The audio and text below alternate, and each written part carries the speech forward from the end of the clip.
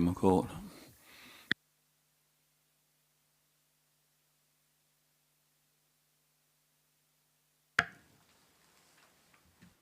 I'm Carol Chandler. I'm a resident of Wilton Place and live between the two restaurants. Lisa Gallagher from Democratic Services. Perfect. And then I'm just going to let everyone else know we have Councillor Raymond Dent and Chris Dyke and Hugh Mason here. I've just asked any new members to oversee the subcommittee just so they can learn. All right? I'm going to pass over to you, Derek. Yeah, good morning, members. So we have two applications to consider this morning, which we need to take separately, both submitted by Mr Hakeem Arabetu. The first being an application for a slight change in the operating hours for Pitigliano restaurant, that's at 29 Marmion Road, Southsea. This matter has been referred to you for determination following receipt of 10 representations from local residents close to this venue.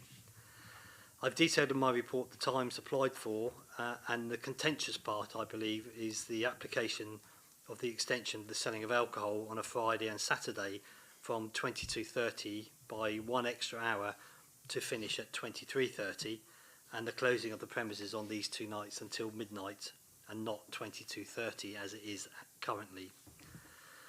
There is an application for late night refreshment from 2300 hours to midnight for these two nights, and there's also a New Year's Eve extension until 1 o'clock in the morning, which will include live and recorded music and dance. You will hear from Mr Arabetu in due course, but essentially this application is about making the restaurant more successful by way of offering 2 sittings for customers on these evenings. You will have read that explanation in Mr Arabetu's letter to all residents that have made objections. The applicant has detailed in the operating schedule the steps intended to support and promote the licensing objectives. These can be found in the redacted application form attached at Appendix A in your bundle, and the current licence is attached at Appendix B.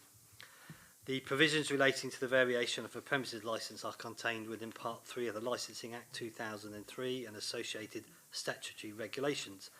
Public notice has been given by way of press notice, a premises notice, and local ward councils were notified of the application. Therefore, there are no grounds for the committee to reject the application for non-compliance with the prescribed advertising requirements. Members, you probably know this, Marmion Road is a popular area of Southsea. There are a number of licensed restaurants and a public house located in this road, which links bars and other restaurants between Albert Road and Palmerston Road. Relevant representations have been received from 10 local residents. There are none from any responsible authorities. The representations are from, as I said, local residents who live in close proximity to the premises, and these objections raise concerns regarding the potential for increased noise and general antisocial behaviour. They've submitted evidence of previous issues linked to this venue regarding patrons outside intoxicated and making noise, the blocking of pavements together with smoking, adding to the general concerns that antisocial behaviour will increase if this variation is approved. You have, members, the copies of the redacted representations at Appendix C. And Appendix D is a copy of the Prevention of Public Nuisance Policy for these premises. And also at Appendix E, I've supplied you with a copy of the letter that Mr Arabetu sent to the residents.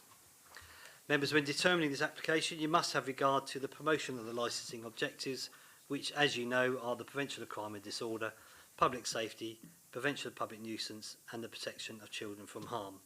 Also, the Licensing Act of 2003, the adopted statement of licensing policy, judgments of the High Court, which your legal advisor can assist you on should that be necessary, the current statutory guidance issued by the Home Secretary in accordance with Section 182 of the Act, the representations, including supporting information presented by all parties, and the human rights of all parties concerned to ensure both a fair and balanced hearing, and to consider any public sector equality duty. The Statement of Licensing Policy lays down a general approach to the determination of licensing applications, and any such application will be considered on its individual merits. Equally, any person permitted by the Act to make relevant representations to the committee will have those representations considered on their individual merit. I've set out in my report the relevant paragraphs from the statutory guidance, and in Chapter 11 it sets out the review mechanism, which is a key protection for the community where problems associated with the licensing objectives occur after the grant or variation of a premises licence. This states that at any stage, following the grant of a premises licence, a responsible authority or any other person may ask the licensing authority to review the licence because of matter arising at the premises in connection with any of the 4 licensing objectives. Members, in determining this matter today, where an application to vary a premises licence has been made in accordance with the Act and where relevant representations have been made, the licensing authority must hold a hearing to consider them, and having regard to the representations, the committee may take such steps, if any, as it considers appropriate for the promotion of the licensing objectives. And that is, you can modify the conditions of the licence, you can reject the whole or part of the application, and for this purpose the conditions of the licence are modified if any of them is altered or omitted or any new condition is added. In discharging your duty in accordance with the above, the committee may vary a premises licence so that it has effect subject to different conditions in respect of different parts of the premises or different licensable activities. Members, I don't think I need to say any more. I will be here throughout the proceedings if I can assist you at any stage, and please ask. Thank you. Members, do you have any questions? Could I just ask, has there been any complaints before? You know, obviously we put this application in. Was there complaints prior to this or just from this arising? I'm personally not aware of any complaints at the premises. I know that neither the police or environmental health have made objections. We had some information during COVID that the premises were operating and they shouldn't have been, but I don't have any evidence to support that. And I know you touched on it, but can you just confirm how we check that the signs are in place when they're obviously applying for variation? Yep, we send out some of our enforcement officers. They go along, they'll take photographs and they provide us with a statement to evidence the fact that it's displayed correctly.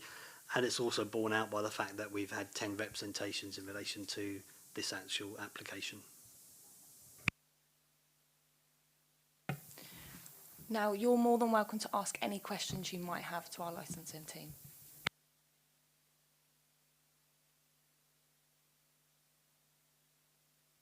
Just one. We mentioned earlier, I asked what attendance was, and you explained that it was going to be 20, maximum 20 entertainment licenses.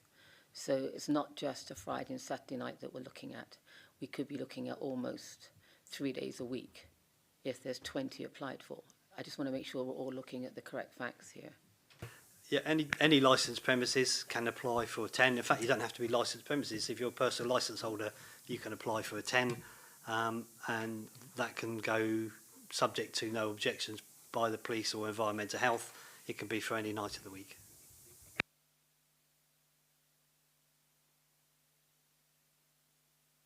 Do you have any questions for the licensing team? Chair, I think perhaps if I can just interject, what might help is if I just explain to everybody the procedure.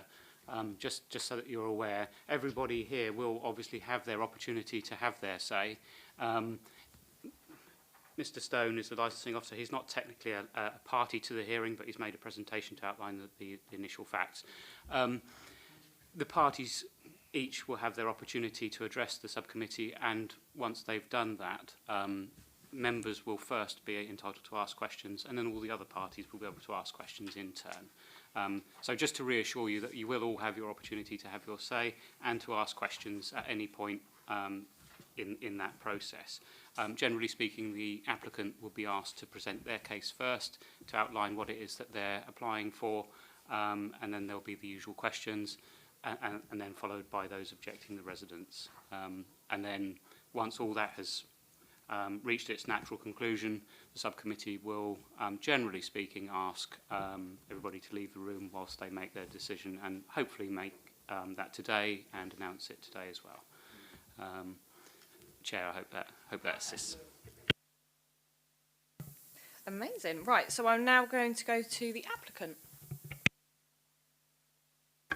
Yeah, good morning all. I'd like to represent for the Betiliano, as we have agreed with Mr. Derek Stone. In support of my application, I would like to bring following matters to your attention. In the past, there was a different management team supervised to my brother. The issues referred to in the presentation seem to be from that time. We found many things had happened and we don't know about, and we lost of that so much investment of the money. This is why Betiliano has been closed. The premises license holder and DPS, that's myself, and I will now be directly managing all the operations. My wife and I will be day-to-day control of both Betiliano and Zaytuna, with support from other family members, like my son Isa and my other sons too, and some additional staff members. As is common across the hospitality business, this will allow us to share some resources when and if appropriate to ensure the success of both businesses. There has been mention in some of presentations previous operations where there were issues with the managers not operating to the required standards. These have all been very valuable learning experience from me, but I would like to be clear that are not ones I wish to repeat. A successful business to me is one of that profitable and will provide source of income of the family and people that work within the business. However, it's also one that will run smoothly within the local community and add choice, variety of to the local area. Already have a good relationship with many of the local residents and other businesses nearby. The area which we operate is busy. There are other venues including Mamian Pub just across the road from both of the restaurants. This is late night entertainment venues with much higher capacity than us customers often out on the street. There are also many residents, some who may be coming home from an evening out and so contribute to the noise in the area. There are also residents to smoke outside. We do and will continue to try to monitor our customers, but we cannot be responsible for other people in the area. I would like to confirm and reassure you all that both my venues are and will continue to be a premium restaurants and definitely not a late night drinking or entertainment establishments. We only have occasional music for entertainment at both restaurants to reflect the culture offering. In the main, it's just background music at a suitable, comfortable level for our diners. Betiliano is designed as a small restaurant offering a premium during dining experience. The floor space is laid out fully with tables and chairs for dining, and the bar counters is also designed and laid out for dining. It is already a condition on my license that customer can only purchase a drink with a table meal. I have cleaned up and refreshed the restaurant, and it will be reopening shortly. I have cleared the weeds from the axis we share with the estate agent next door to us, and we removed all the items, not all them, from our restaurant, but we have to clear it and remove it. This application is a request for opportunity to sell alcohol and food for just up to 2 extra hours per week. One on Friday evening and one on Saturday evening. This is simply to allow me to make space for 2 sittings for evening rather than just one, which at this peak allow me to make space for 2 sitting evening rather than just one. Which at this peak trading times has the potential to make a big difference to viability of the restaurants. In addition, 30 minutes of opening was deliberately added to allow people to finish their drinks and possibly have a coffee while waiting safely and quietly inside the premises for a nominated taxi to collect them, if appropriate. They may also take food and drink away with them for consumption at their home. With the application, I submitted a prevention of public nuisance policy. This is a new policy for both restaurants, which I have developed with the support of a consultant who is working with me. We are also reviewing staff training and communication of the policy and creating a details closing down checklist that my team will use to ensure everything is efficiently and quietly to complete on time, with the minimum disturbing to our local residents. Myself or a senior team member will complete and sign the checklist each night. As part of this, we are also implement a complaint procedure that we can follow up on any specific issue should any arise. I have invested money in these actions and tried to consider the comments of our local residents, as I want both restaurants to run smoothly.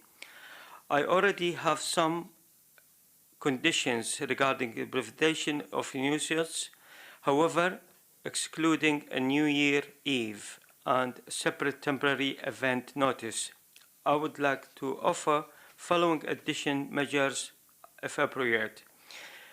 No entertainment after 23 hours at Petigliano on Friday and Saturday.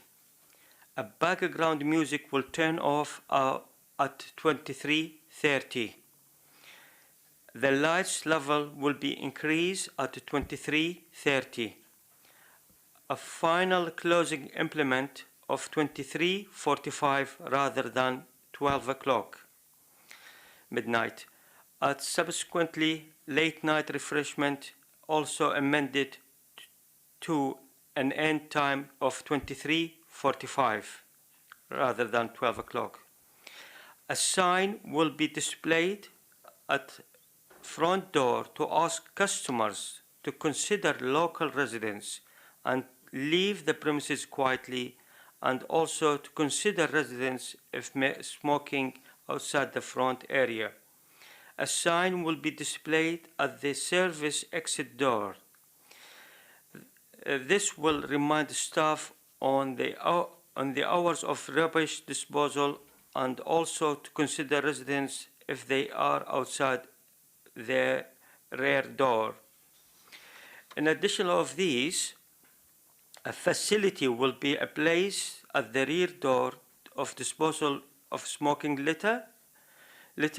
Staff will be told to remain in the area by the rear door and not move into the area of residence of the car park. A maximum of 2 staff will be allowed in this at a single time. Staff will not to be allowed outside smoking after closing time. There may be other smokers in the vicinity from other residents and commercial properties, and we cannot, of course, be responsible of any noise and may create it. We are not aware of any of our customers ever using this area, but we will check on this and discourage them should we find any.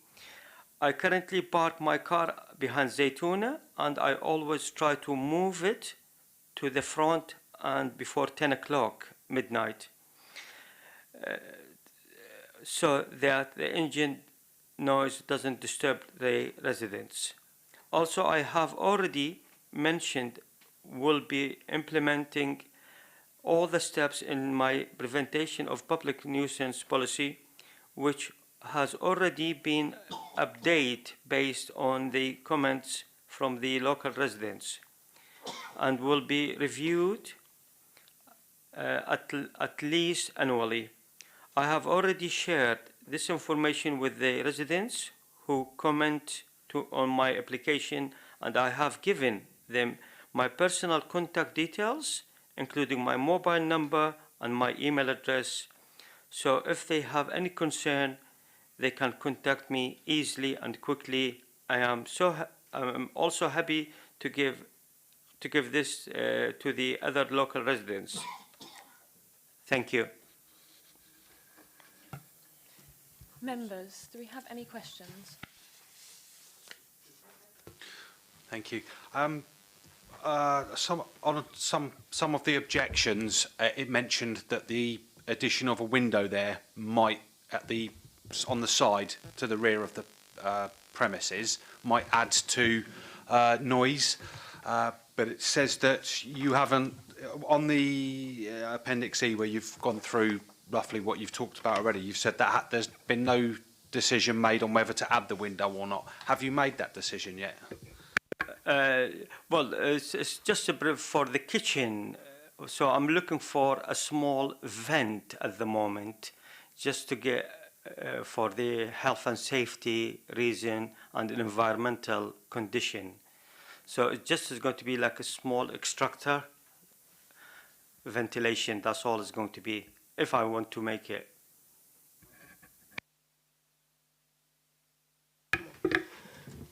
Thank you. From what you just read now, you said a sign will be displayed at the front door to ask your customers to consider local residents and leave the premises quietly, and also to consider residents if smoking outside the front area. I'm thinking here, especially if they're already drunk, they might not even have time to look at the signage. Somebody that, that are drunk, there's no way they're going to look at that. So what else do you want to put in place to ensure this is happening? Thank you. Well, I've been in some other venues, and I've seen the note by the front door when you leave. So it's as soon as you leave, you can read it very clear and widely. And I've been in the venues in London and other places, and the staff, they do tell me, if you don't mind, please leave quietly. So I can do the same thing as well. I said, please consider to leave quietly for our local neighbors and residents. And I can tell them, please see the sign at the front door when you leave as well. So we can give them a bit of reminder for that.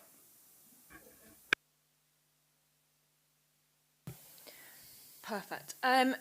Just on live music, you might have touched on it and I've missed it. Are you planning on doing live music, or is it just background noise?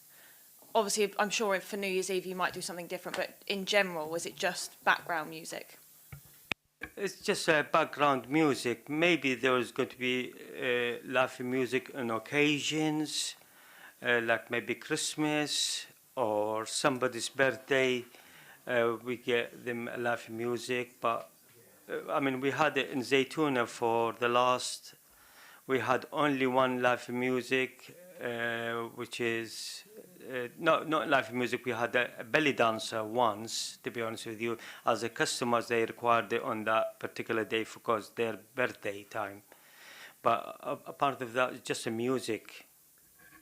And what soundproofing measures do you have in place? Well, obviously for restaurants, in new restaurants, they are 100% is full insulation, and for the planning concern, for the restaurant use, to change of use as well, it's all been completed accordingly.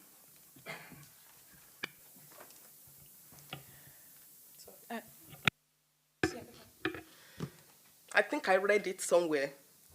One of the complaints from the residents, they said, I think you have only one toilet. What do you have to say about that? No, it's wrong. It's 2 ladies and 1 for gents. They are full completed with both basin and the toilet, and the 2 doors, and then another door to get in. I mean, first thing is a door, hallway, and 2 toilets, separate 2 toilets, and the fire exit the other side. How many seat restaurant can you sit in your restaurant? I think it's a 50 people. Members, any more questions? Derek, do you have any questions? Residents, do we have any questions?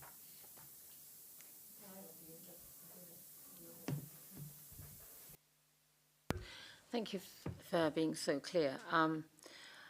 Couple of questions. You say that you're now going to manage it. What's your management experience of bars and restaurants? Because your family's management so far has been appalling. Well, I think I've been over 5 years, 6 years, DPS in South Sea, and I've been working in Zaytuna from July last year, and I have 10's license. I think about 5, if I remember last year, and we stayed until 12 o'clock, half 11, and we never had any complaint about it. But all the experience I had it for over 6 years. No, actually more, 8 years. Okay. When you talk about putting on your entertainment, and I totally get what you're saying, you want to put cultural stuff on, and you say you have soundproofing. But I know at least one of my colleagues here, you leave the back door open. The back door open backs directly onto our front doors. And for people who sleep upstairs and your staff are there, I don't think it's appropriate. And this has just happened recently again, that we have to go and ask you to shut the doors. So you can have the best soundproofing in the world, but if your staff don't comply, and that is currently happening. So you're managing it, you have your policy, and I get it that you've got tick sheets and everything, but what's the accountability? So if you find that things aren't being done, and it's a family member that's running this, and it's still not being done, how do we as residents know that anything's going to change? I'm sorry, are you referring to Pitigliano?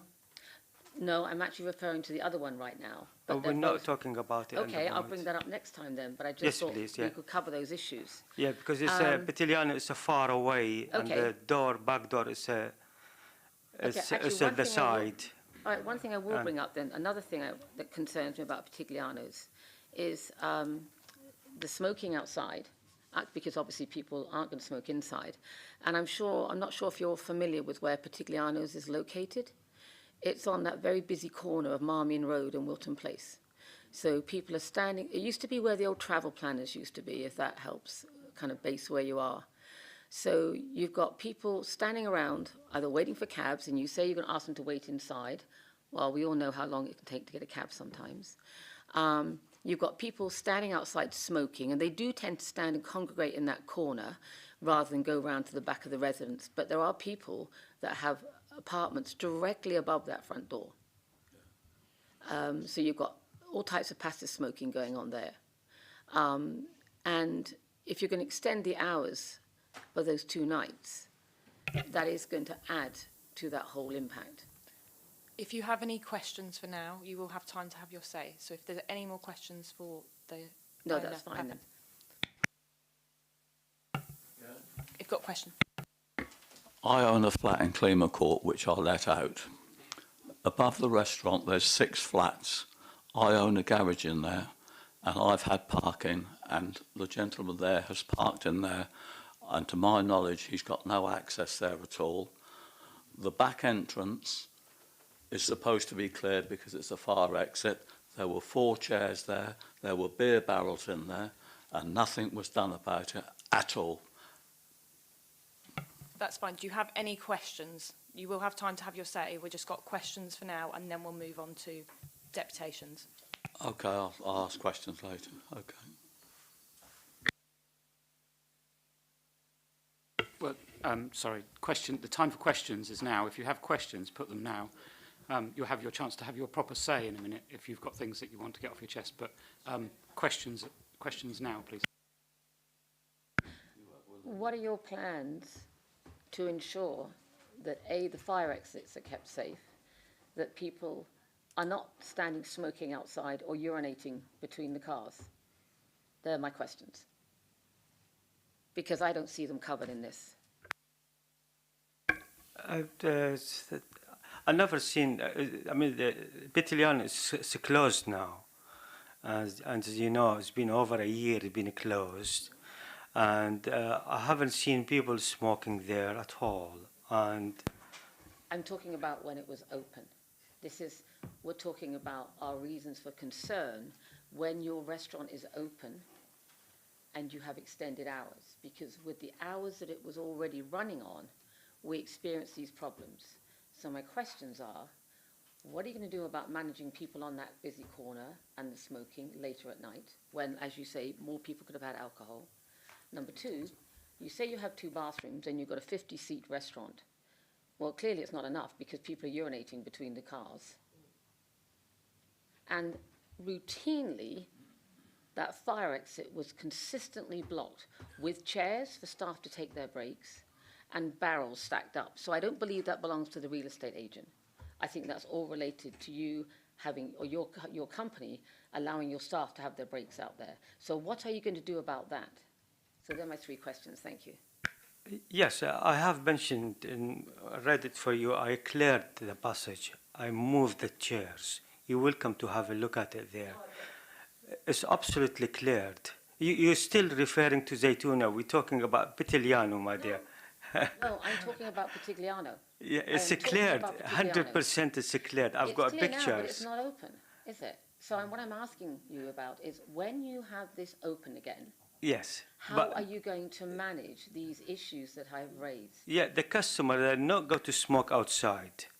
The customer, they go to smoke to the front. And we cannot control to say the customer, you're not allowed to smoke. That's their choice if they want to smoke. But no one, and previously no one smoked at the back. It's a long walk to go at the back to smoke for the customer. And the customer, we got to put a sign and to the staff to say, not allowed to smoke outside at the back of the That's fine. restaurant. My point is, we're talking about Petigliano's. We're talking about that busy corner late at night, people hanging around who've been drinking and standing outside to smoke. So by extending the hours, it means you're extending the alcohol consumption because that's the very reason why you want to extend this license so you can sell 2 covers, which means people can be eating and drinking later. And with that comes a consequence of when they come out the door and waiting for cabs. Yeah, there is a hallway. There is a big space from the front door to another door to the restaurants. I think that would be best called a broom closet as an entrance. I realize it cuts the wind down because you literally walk in one door It's about the depth of a door. Yes, yes, Yeah. it's quite large, Well, I wouldn't large call it place. large. It's about 10 people, six people to 10 people. You haven't been there, my dear. I'm just going to interject. What I think this lady is looking for is, will you do daily checks on the back door, and will you have a member of staff assisting them when they're leaving? Yeah, yeah. This is it. This is it. I mean, I'm putting to the lovely team and even to the staff and the customer, and not allowed to go to the back door. So what this lady's mentioned is the back door being stocked up. So would you be able to check that daily to make sure it's completely clear? Yes, yes. That's what I have mentioned. Perfect. It's going to be a sign as well for the staff and the customer, not to allow to smoke at the back. Perfect. They can smoke to the front. And then when they're waiting for the cab, you're able to have a member of staff wait to make sure that they're quiet. Exactly. Perfect. Thank you. It's not the smoking, it's the blocking of the fire exit that I have the issue with. That's the issue with that one.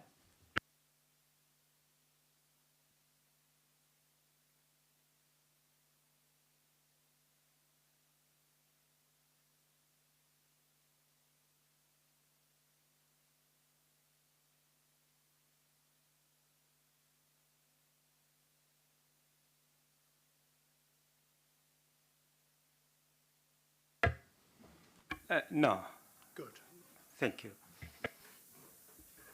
Any more questions? Members, any last minute questions? Yeah. Go for it. Say, but it's not necessarily a question, but I would like to definitely speak about my experience. No living problem in at all. Buckinghamshire. Once the premises is finished, we're going to move on to deputations, and Okay. you'll have as long as you need to get everything out. All right? Right, thanks. And I've noticed another one of the objections was about the glass and the rubbish being moved around outside of daylight hours, which obviously that's going to be really noisy for the residents there. On your prevention of public nuisance, I've noticed that you've now said that deliveries and rubbish disposal will take place at reasonable times between 8 in the morning and 8 in the evening. And there'll be no exceptions on that. Correct. Yes. Correct. Yeah. Always we've doing it on. I think AC's been doing it for like Tuesday afternoon. Before the rubbish they collected on Wednesday afternoon as well, and we've been doing it Tuesday, but 2 o'clock afternoon. Always 2 o'clock, from 2 o'clock till 3 o'clock. Always. Can I ask a question on that Afternoon. then? Have you changed your provider then? It wasn't me in charge And previously. I'm not asking you Yes. that. I'm asking you, have you changed your provider? Because whilst you may have that in your contract, I can assure you they turn up at 7 o'clock in the morning because that's the time that they've been fitted on their route. So the no. question is, can you have it written into your contract that they are not to pick up?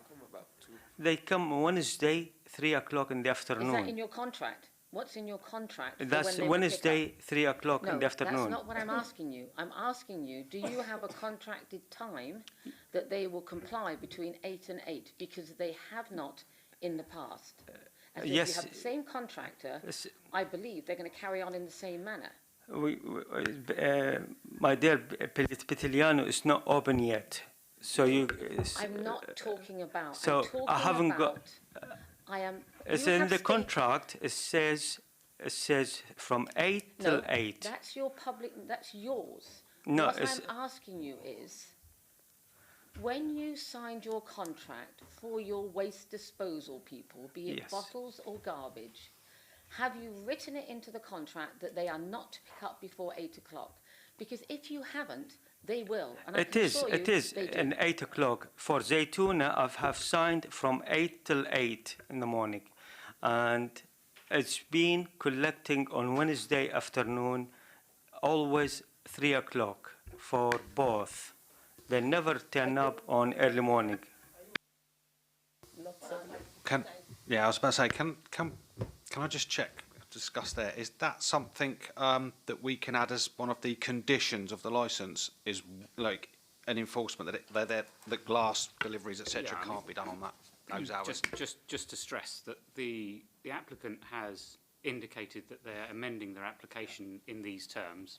I'm looking at the letter that was sent to all the residents, and they've clarified that today as part of their presentation. So just to confirm that when an application is made to a licensing authority, if it goes unobjected and is automatically granted in those circumstances, the terms that accompany the application are automatically converted into conditions and then attached to the licence. So because they've amended their application, if the licence were to be granted in the terms that it's been applied for, this is effectively what is known as the operating schedule, and that is converted into conditions and attached to the licence when it's granted. And, sorry, the point I'm making is, whilst they reasonably have said we will put it in between 8 and 8, if it's not in his contract, I think the contract is outside the scope of the licensing authority. So he can write anything then? He can write anything in his He could public contract to do policy. whatever he wants to do, but if he operates other than in accordance with his conditions, then there will be an issue with that. Thanks for clarifying that. It could potentially be a criminal offence because conducting a licensable activity otherwise than in accordance with your licence is a criminal offence under the Licensing Act. But perhaps more importantly is that if and I think this is probably a point that's worth explaining generally for the reassurance of members, residents, and members. I noticed that one representation in particular was worried about if the licence is granted, it's effectively kind of set in stone, and then it becomes a very difficult legal wrangle to unpick that. That's not actually the case. There are some very strong safeguards. When the licensing system moved from the 64 Act, which meant that applications were made to magistrates' courts for justices on licences, to the licensing authority, the entire system changed completely. And effectively, there is a presumption of grant for all licence applications on their face when they're made.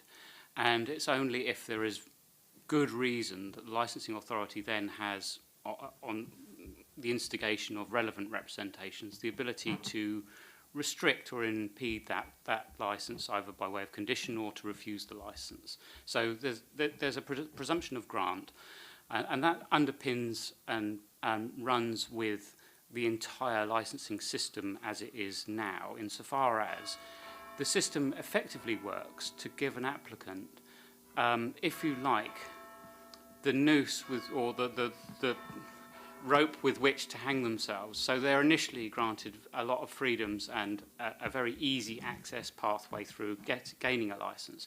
However, there are some very strong powers in place to regulate and control a licence once it's granted.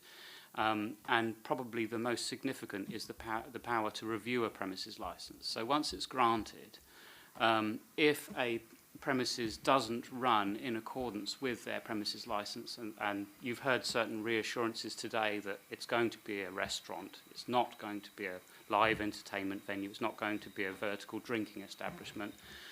If that's not what actually transpires, if, let's just say, 6 months down the line, the premises does start to run more as a pub or a club or a nighttime venue, and there's music booming and people spilling out into the streets drunk, then you as residents have the power to write a letter of effectively objection and request a review of the premises licence, and one resident has the power to do that effectively.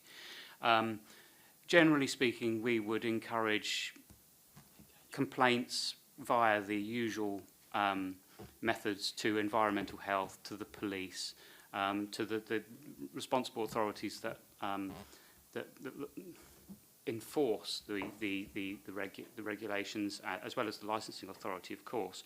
So to make complaints in the first instance, and to work with and engage with the police and environmental health if there are issues. And generally speaking, residents will do that also through their local councillor, and that then can lead to a review that's instigated by environmental health in relation to noise, or the police in relation to crime and disorder, so if there are antisocial behaviour type issues. And that's a far stronger position for residents if they did want to bring a review of a premises licence rather than jaunting out on their own. So that I think the essence of the nub of what I'm trying to say is that whilst there is a lot of, particularly for new premises,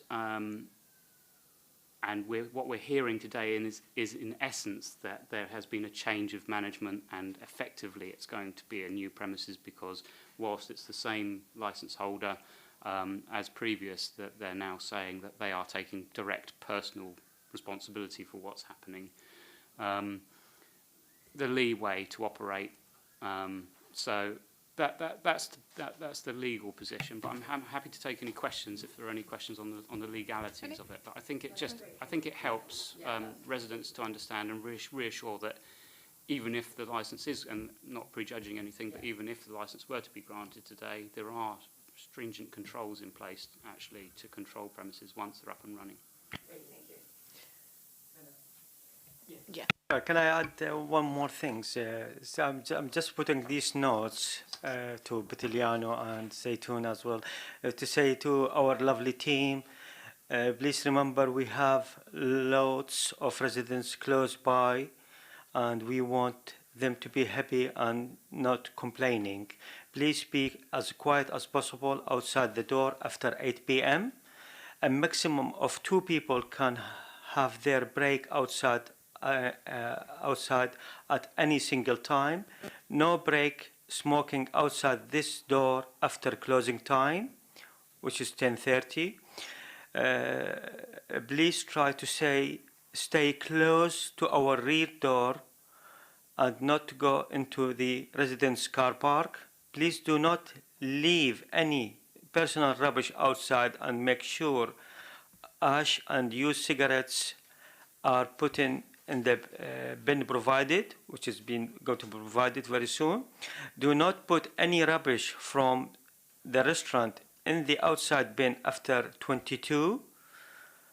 Do not put any glass in the outside bin after 20. At the end of your shift, please leave quietly through the front door. Thank you. Any last minute questions? No?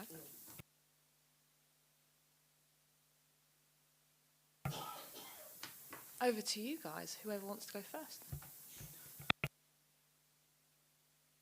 This is for your deputation now. Oh, okay. No questions, just why you're here and obviously what you've said. I live at the back of Wilton Place in a little dogleg. So I have their back door at the front, as almost opposite my front door. And then Betiliano's is in the corner as I go out. I've had experience of all the things you've mentioned there, the noise, early pickups of garbage, drunken people out on the streets, difficulty getting around the corner in the car, which is, I don't want you to think that it's not in my backyard. I know what Southsea is like, it's urban living. But I think we do have a level of expectation. We pay a lot of property tax.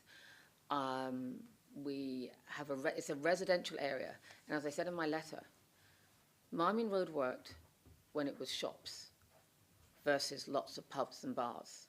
And you keep changing those licenses over to alcohol and entertainment.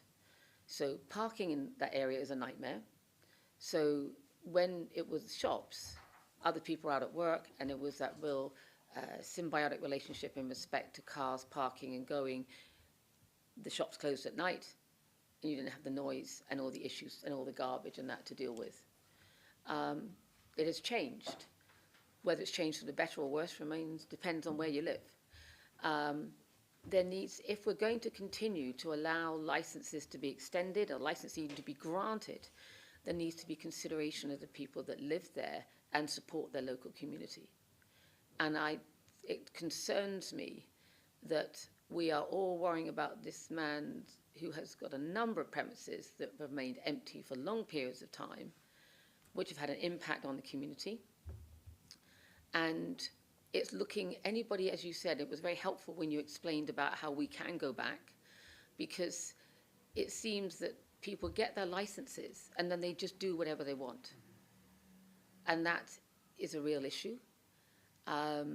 Things were not complied with when it was issued the first time, and I realize that's historical.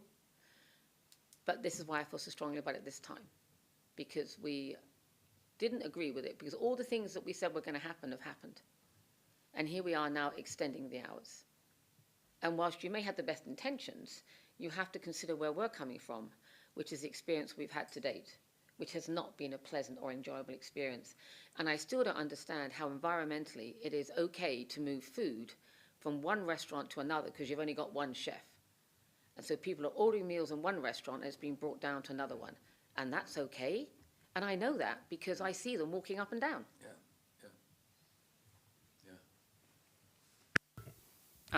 Just to interject, a couple of things. Transfer of food between premises is not going to be something you're going to be able to consider, nor is parking, access, obstruction, those kind of things. Just so that everybody's aware precisely what can or can't be taken into account.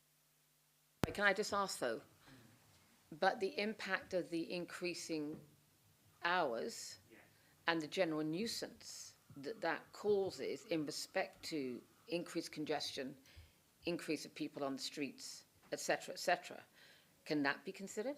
I think it can indirectly, but only insofar as, in a general sense, and in particular insofar as it relates to the actual licensable activity that's taking place. So in this case, it'd be the sale of alcohol, primarily. I mean, regulated entertainment to a certain extent as well. But I think in terms of people leaving the premises, accessing the premises, slamming of car doors, that kind of thing late at night, that kind of thing, only insofar as it relates to the licensable activity, and also, in particular, in relation to this application, the licensable activity for that extra hour that it's being applied for.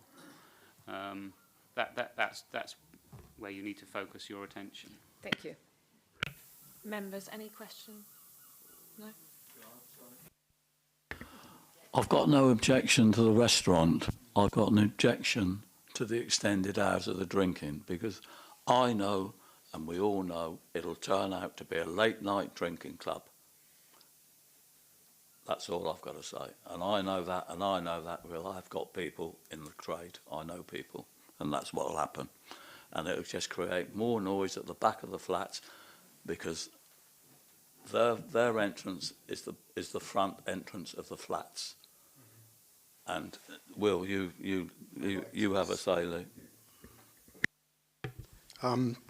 My heart sank when I saw this application, when Chris, I think, pointed it out to me, only because I live above the restaurant, I live above the kitchen of the restaurant and maybe some of the restaurant, so I'm directly above.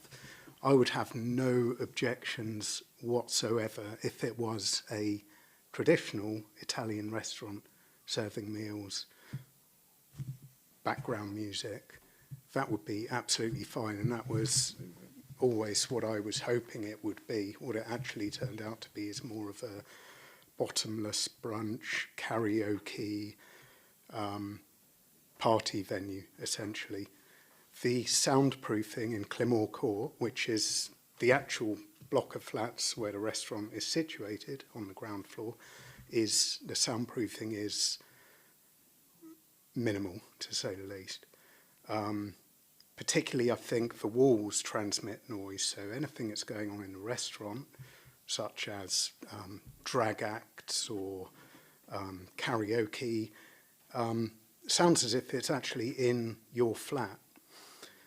I work in the water industry, not in sewerage, before anyone strikes me down, in water supply. I have to start very early every morning anyway, but often have to work on weekends as well. And my life was made a living hell, really, when particularly Arno's was operating previously, because I just wasn't getting enough sleep. Everyone needs to be able to sleep. I own my own flat. The least I can ask for is just to be able to get some rest when I need it. Quite often I was getting by on, maybe 4-5 hours of sleep, and that takes its toll after a while. I know it may not, obviously this meeting is about the extension to the licensing hours, which I cannot say how much I object to. The problems in the past will just be multiplied by later noise, later antisocial, later people smoking outside my bedroom window. I'm unable to have my windows open in summer because, let's face it, drunk people are not quiet people. When they're gathered outside smoking, the noise, quite high buildings on either side of the road, the noise amplifies. So I have to sleep, you know, in a heat wave with my windows closed. Another issue which is not directly related to licensing hours is the terrible management of the restaurant previously. Now, I understand Mr. Arabatu is saying that he will manage the restaurant, but I worry that, you know, how long before he doesn't have time to run the restaurant, or he gets bored of running a restaurant, and we're back to having a manager that is solely trying to increase alcohol sales, increase, you know, the bottom line. I've often come out of my flat in the morning, or on a Sunday morning, after one of these busy party nights at a restaurant, to find that because the bins weren't being emptied regularly enough, find that seagulls, foxes had pretty much emptied the contents of the bin all over our car park. You must realise that particularly Arno bin area is actually directly outside our front door to our flats. And I do not appreciate, A, having to walk through food waste and litter in the morning, especially on a Sunday morning after I haven't had much sleep.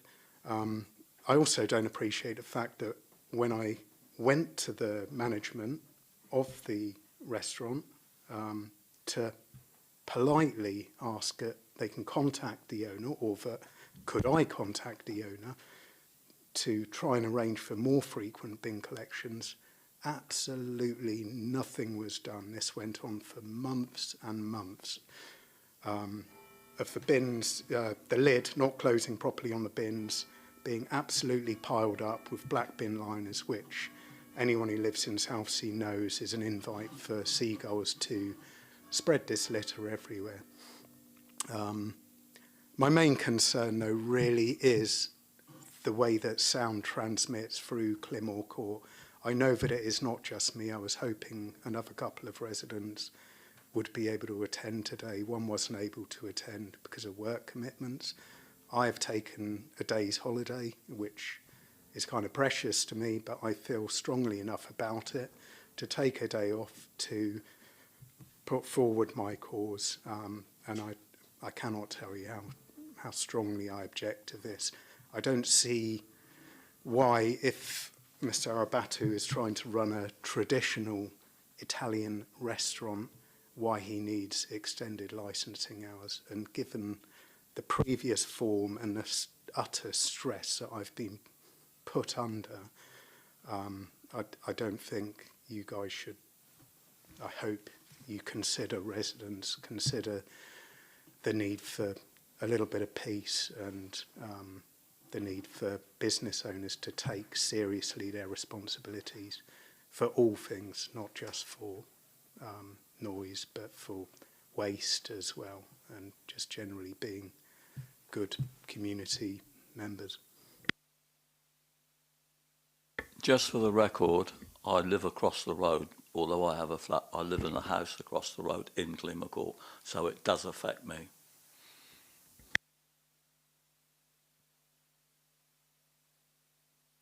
Oh, sorry. Thank you very much. I'd just like to say that I live, as I said, just on Wharton Place, just on the corner opposite the entrance to Wharton Place, and I see the restaurant from my house. I also, while it was open, heard it significantly from my house at all times of night and day. I don't have the same problem that Will has with living above it, the sound transmission through there, but it was just the crowds of cackling people outside during the day, at night, and particularly after about 10 o'clock in the evening, which were intensely annoying. Since Partigliano's shut down, life has become much more pleasant. Wilton Place is a quiet little back road just off Marmion Road. Marmion Road, I know, is a busy commercial area, but it's a busy commercial area during the day with shops, quirky little shops, providing all sorts of things. A couple of very good cafes that provide refreshment for the shoppers in those shops. Great breakfasts, good lunches, occasional early evening, but they're all shut by late evening and they don't provide any noise whatsoever. Under the previous management of Partigliani, which I know is entirely different, I'm sure, except the licensee was the same person. The designated supervising person would have been someone reporting directly to the licensee, presumably.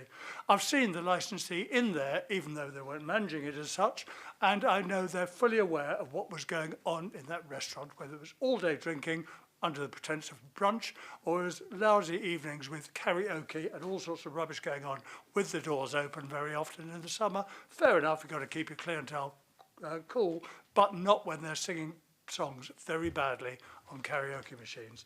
It is very unpleasant for the residents. The fact that food goes between two restaurants, immaterial to me. I don't eat in either. I've got never intention of doing so. Thank you very much. And I'd just like to say that my point of view of the waste that was brought up by Will earlier, I also found that this was a real major problem. I did discover that Biffa were no longer emptying their bins at this stage. It was a couple of years ago. And I did actually go and complain to the manageress, I think she was, that the food had to be wasted. I couldn't get in the front, it was shut, but I went in through the little back entrance and found the manageress, had a little word with her. And then a couple of days later, I was walking past and I was told that, don't worry, Mr. Arabutu is now arranged for the rubbish to be emptied. I said, oh, good, not before time, thank you. And I was also advised that Mr. Arabutu was taking legal advice. I said, really? What was that for? And she said, for your racism. You wouldn't have treated him like this if he'd been English. I said, look, madam, I really don't care what race, colour or creed he is. All I expect from people is to be good neighbours, and Mr. Arabutu and his business is not. And just like to say that I love it now that it's shut. If it does open up as a quiet, traditional restaurant, I will not mind whatsoever. But I will object most strongly to any loud music coming out of it, any large quantities of people having too many parties there, particularly during the day and late night. And it should really, frankly, be shut and everybody out by 10:30 or 22:30 for us nautical types at the latest. Thank you. Members, any questions? Just a clarification, if I may, about the music from our legal. Isn't there... I'm trying to think of the way to phrase it, but there is licensable activities as regards music. There is a legal allowance, isn't there, that we don't control. Is that right, or can you just clarify? Yes. So if there's an alcohol license, then the Live Music Act effectively deregulates the provision of live music at the premises up until 11 p.m. And I forget what the timings are today, but I think we're looking beyond that, aren't we? So up until 11 p.m. you wouldn't be able to place any restrictions unless or until there's a review of the premises license. It would be automatic. They would be automatically entitled to conduct that licensable activity in any event. I hope that there are obviously limits on that, but I don't think they apply here. I mean, in terms of numbers on the premises, it far exceeds what we're talking about with 50 covers, I think, here. Unless there's anything else you think? No. Can I ask a question, please? With a previous restaurant cafe place on Marmion Road, people from the council came down and checked the decibel level from the back of it. What does that get covered under? So, generally speaking, noise nuisance investigation will be under the Environmental Protection Act, which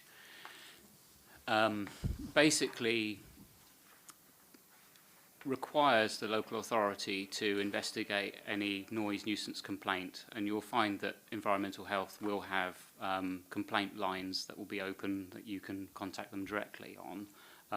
If you were to complain to them about noise from any premises, whether it's residential or commercial, they will come and visit and will try to monitor the noise and will try to witness the noise themselves so that it's independently verified, if you like.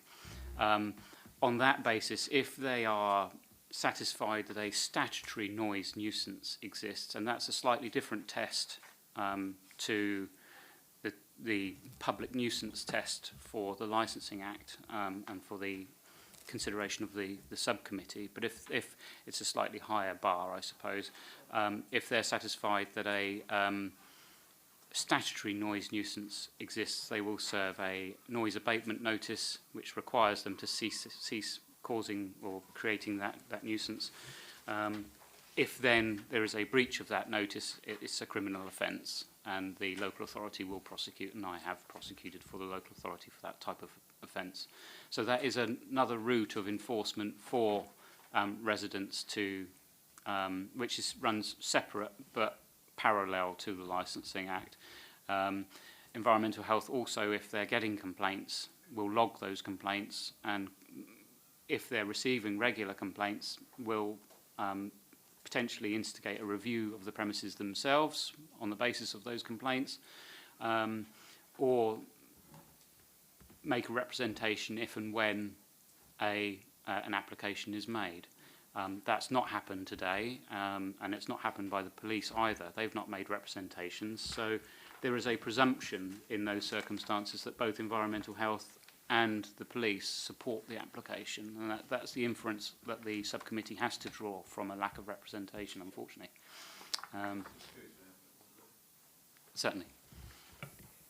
Yeah, I'd just like to add something, please. I just mentioned, I heard the residents were they talking about, and I just mentioned that, and to confirm it's a new management, completely different. We're not going to have a karaoke at all in the restaurant, and it's a definitely not late night drinking entertainment establishment. It's going to be definitely a restaurant.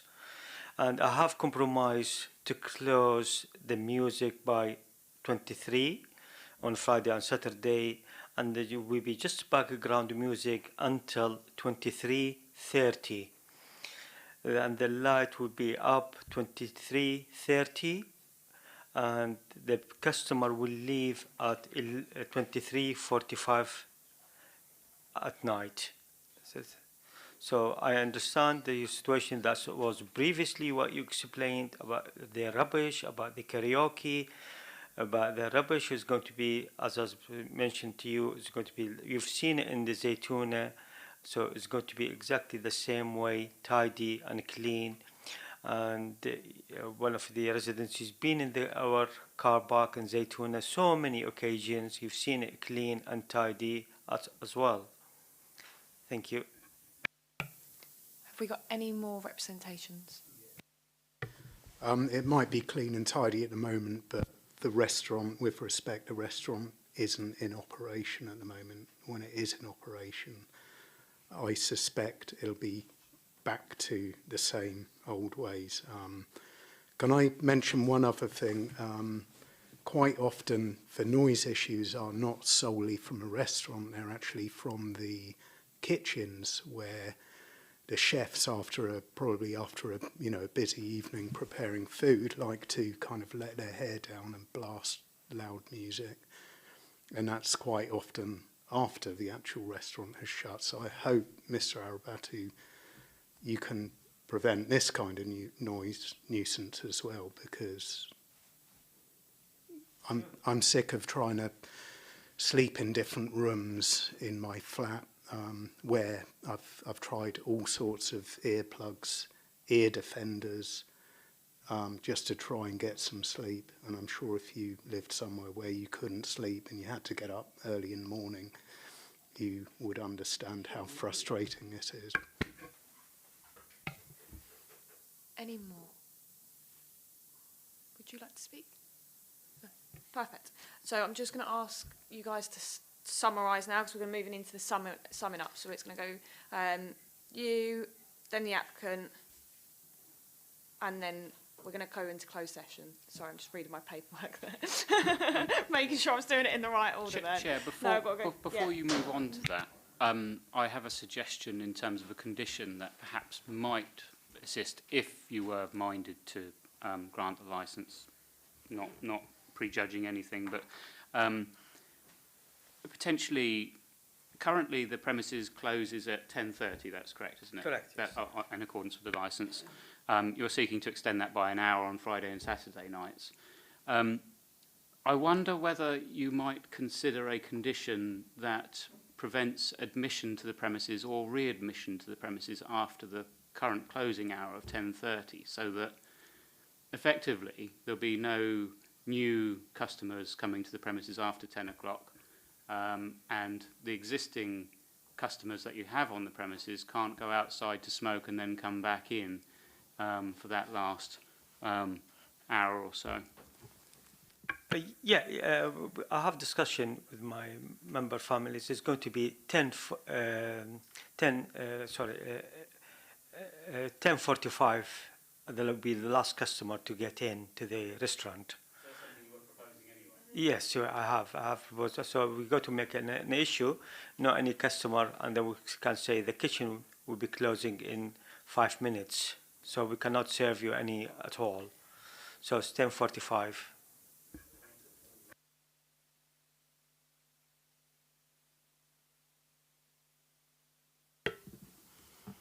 And so effectively it's something that you were proposing to do in any event, although I don't think you'd set it out formally in anything. It was just something that you were thinking of running in any event. Correct, yes. Yeah. If the subcommittee were minded to impose a condition to bring that back to the 10:30, so a quarter of an hour earlier, and you're aware that that would prevent smokers going outside after 10:30 as well. Smoking? I don't know, I can't control the customers. So I don't know, people, maybe they finish their meal 10:35 and maybe they're going to have a cigarette outside. I don't know. I think what you can do is prevent them re-entering the premises. That's the thing. You can't stop them from leaving the building and smoking. That's quite correct. But the way that you would be able to enforce it is preventing them from coming back into the premises. And if you as long as you make that clear, I think, to everybody at the time that they're booking and with signage at the premises, that might be a way of potentially alleviating some of the residents' concerns about loitering outside the premises.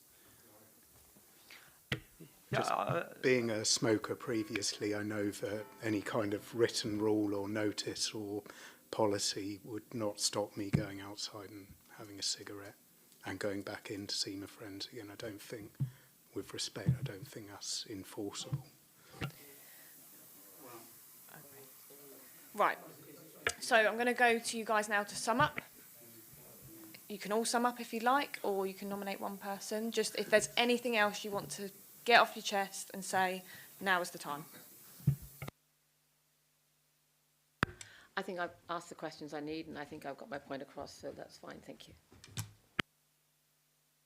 No, I'd just like to say that I still feel that 23:30 is a little bit too late for a restaurant in that position to stay open till, and I can't imagine why anyone would be going out for dinner at 22:45, frankly, and entering there in the first place. So I don't quite understand that bit either, and particularly if you're looking for 2 sittings, it sounds more like 10 sittings in the evening. But anyway, I still object most strongly to the extension. Nothing I've heard today has put my mind at rest. Nothing I've read in this letter has put my mind at rest.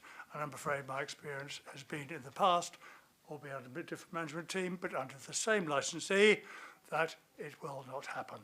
Thank you. I've got no complaints with the restaurant at all. It's just the extension of the license, etc. And that's about it, I suppose. And he's written us a letter which promises everything, but will we get it? Who knows? I have no objection to the restaurant being there, but the extension of the hours concerns me. And also environmentally, if people are smoking outside, where are they going to put their cigarette butts? On the ground, where there is nothing there that actually collects your cigarette smoking butts. So it's going to increase. Yeah, I have ordered ashtray, a stainless steel ashtray for the staff at the back and for the customers at the front on the side of the door.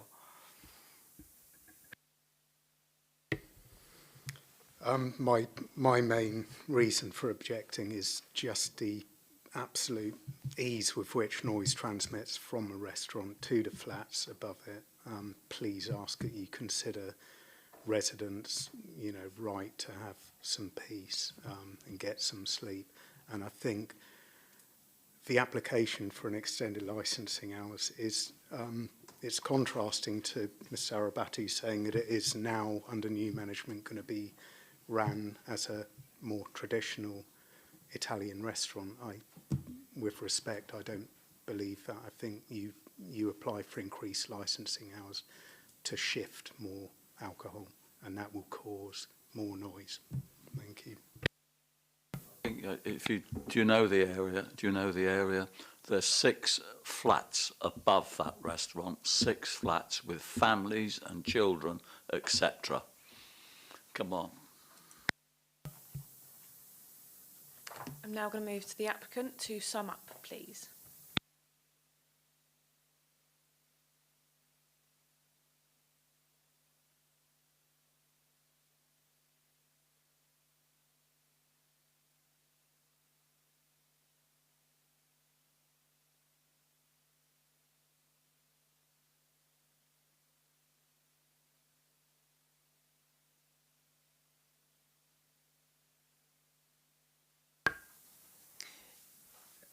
Yeah, I would like to confirm that I want to run successful restaurants which run smoothly with the local community. They are only small, so I need to make them work hard to be available, which is why this application is so important to me. I want customers and the local community to be happy and hope that more local residents will also become my customers. That's why I compromised with the closing hours. And we've done closing down service, front of the house, and closing action on the back door as well. Check background music only is playing and reduce volume as appropriate. 21, 30, 22. And then 23 will be closed.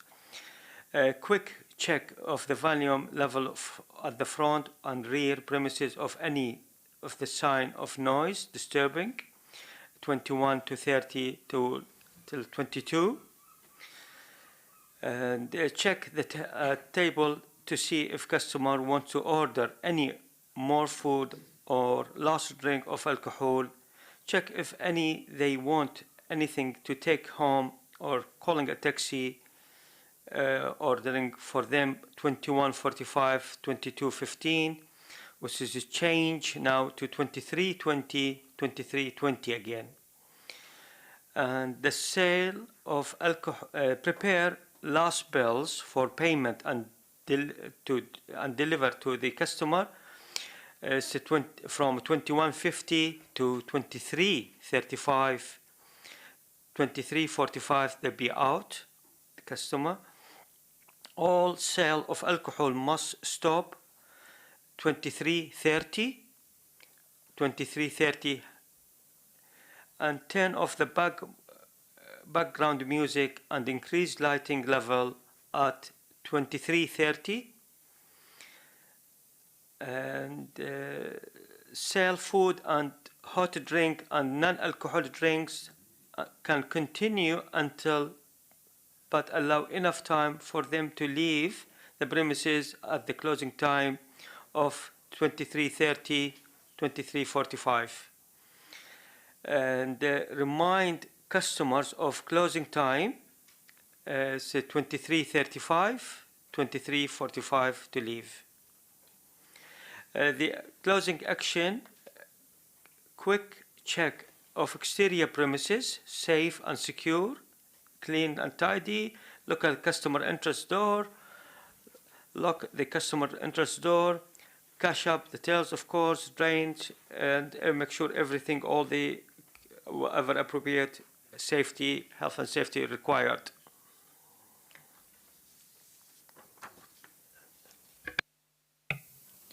Perfect. Now, I'm just going to ask if all parties are satisfied and have got everything they needed to say off their chest.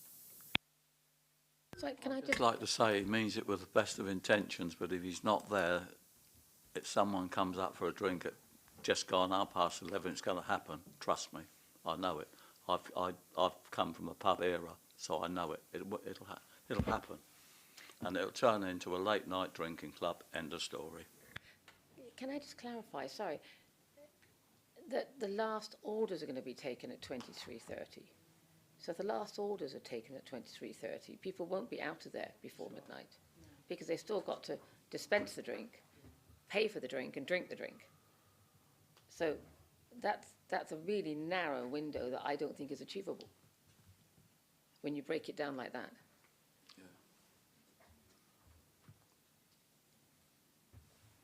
Got anything to come back on? Please correct me if I've got that wrong, but my understanding from what you've just read out is that the last orders will be taken at 23:30 and then the bills will be provided.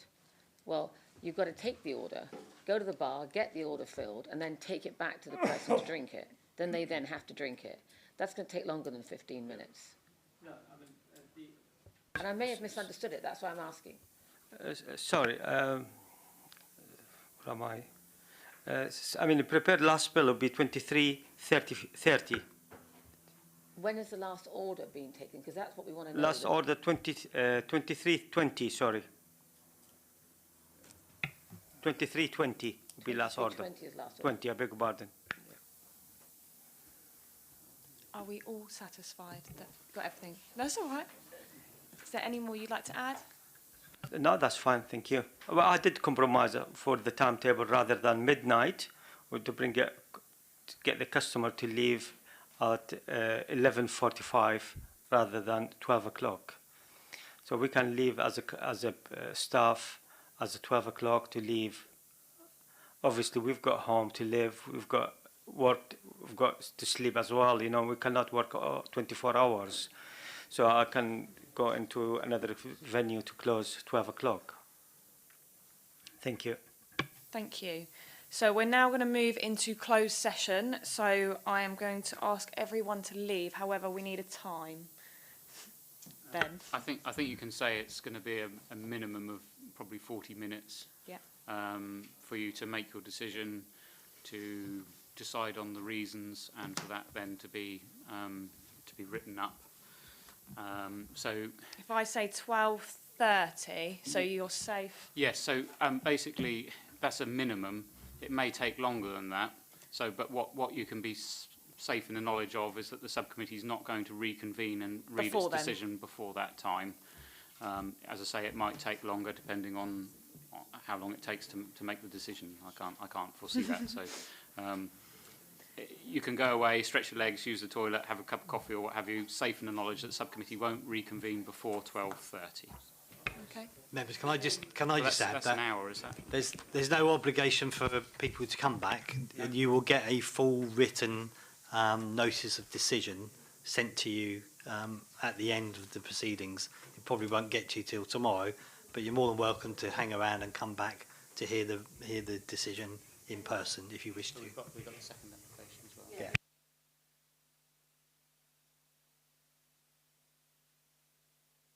To a certain extent, we have to go through the formal procedure of having a separate hearing for it. There may well be issues. I mean, Chair, you can take a lot of things as read and already stated. It will just be a question of what additional things are particular to that premises when it comes around. It's the same committee, so we're not changing. So we asked. Yeah, I'm happy. If you need to go to work, please do. We have heard. So, committee, are you happy with that? If any of them needs to, yeah, yeah. So, Yeah, because when we go into the next one, because we fresh in our minds now, so.